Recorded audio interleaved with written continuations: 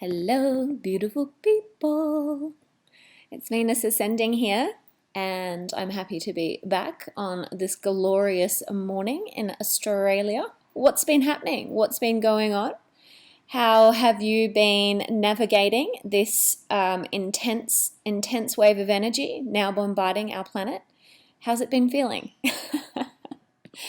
This year I have to say I have been to the darkest, deepest, most painful place within myself.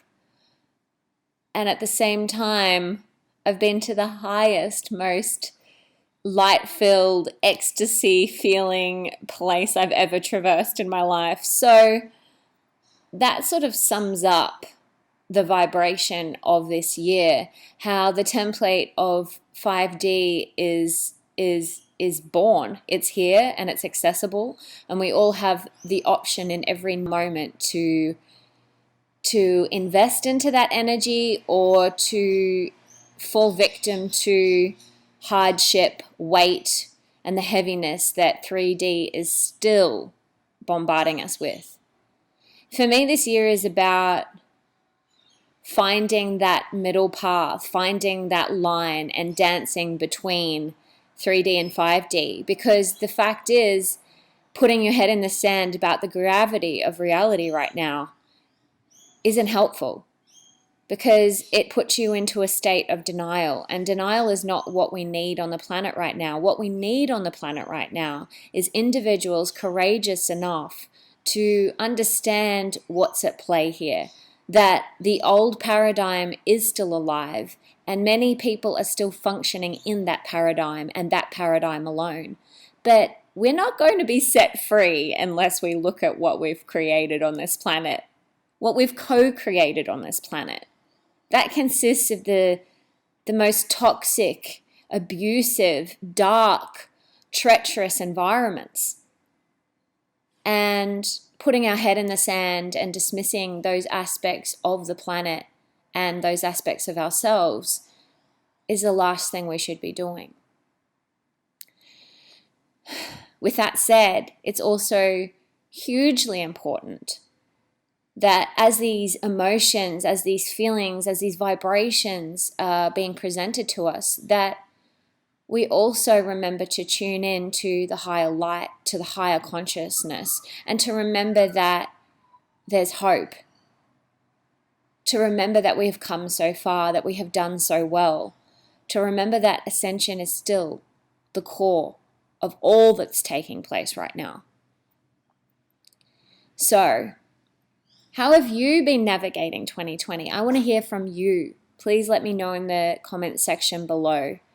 Have you been putting your head in the sand about, let's just say, the state of America, the election? Have you been putting your head in the sand about the abuses that are coming out of Hollywood?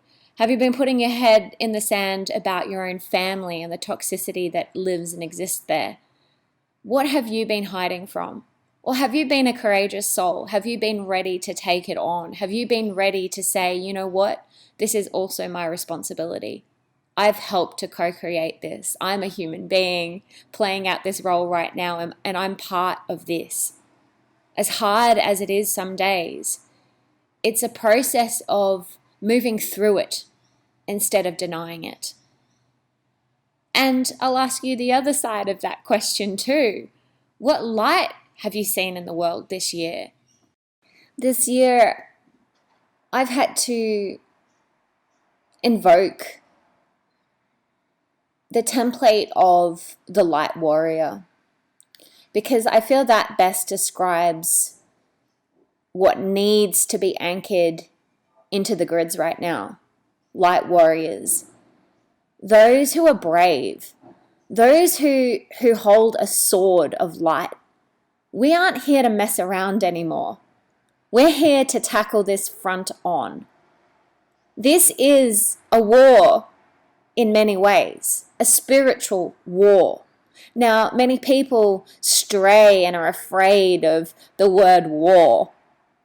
But why? What are people so afraid of when the word war is used? This is a war on consciousness. This is a war on sovereignty. Are you going to sit back and let this play out without any courage, without any energy, without any light, without being bold? Sometimes in life, we need to make a stand. I'm not talking war, 3D war, where people are sent off with their guns shooting each other in the physical. No, no, no.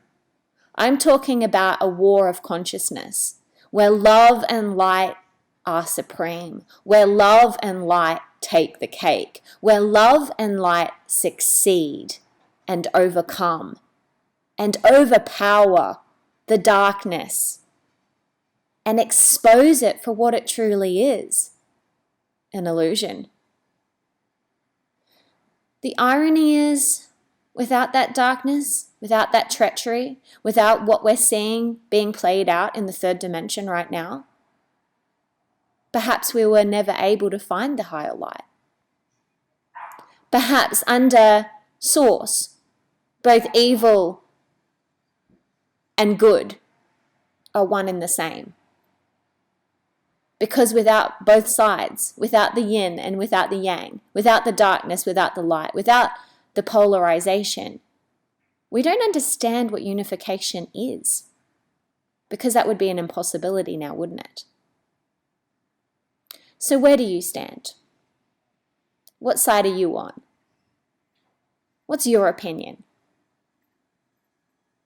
In the bigger picture, do you see how it all fits together so miraculously? How it's all part of the exact same thing.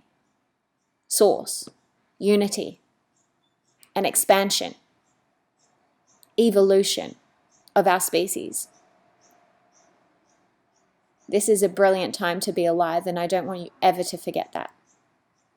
But just remember why you're here. And it's not to be bowled over and feel hopeless. It's not to be a pawn in someone else's game. It's to stand tall and to anchor in the highest light and the highest vibrations and the highest energies that have ever been present on this planet.